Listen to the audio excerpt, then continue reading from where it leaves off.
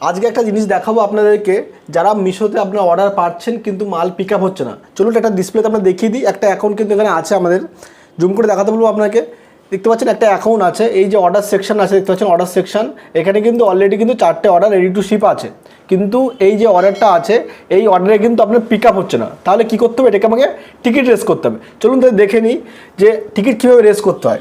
Ticket race করার জন্য প্রথম কিন্তু এখানে যে সাপোর্ট যে অপশন দেখতে পাচ্ছেন, সাপোর্ট লেখা আছে দেখতে পাচ্ছেন, সাপোর্টে ক্লিক করবেন। এখানে সাপোর্টে ক্লিক করার পর এখানে দেখুন my order are not pick up it. যারা আপনার টিকিট রেস করতে পারেন না তারা ভিডিওটি সম্পূর্ণ দেখুন। My order not pick up it লেখা আছে, এখানে ক্লিক করবেন।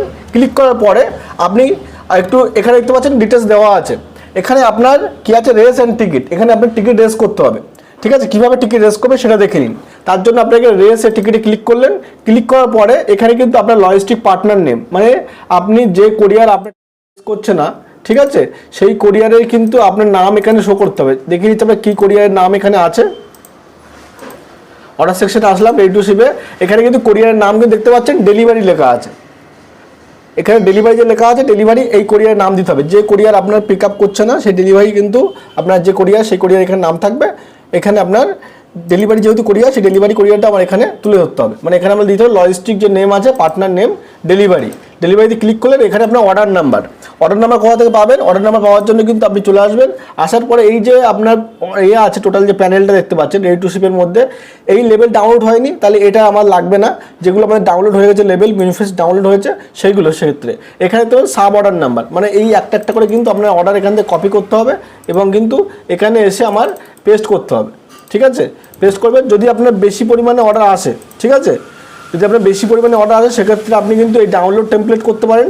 ডাউনলোড টেমপ্লেট করে কিন্তু আপনি এখানে যে ডাউনলোড টেমপ্লেট করার পরে সেই টেমপ্লেটের মধ্যে কিন্তু আপনার অর্ডার আইডি দিতে পারেন। যদি আপনার 50টা বা 100টা অর্ডার আছে সেক্ষেত্রে কিন্তু সরাসরি আপনি এখানে দিতে পারবেন না, 2টো বা 5টা দিতে পারেন।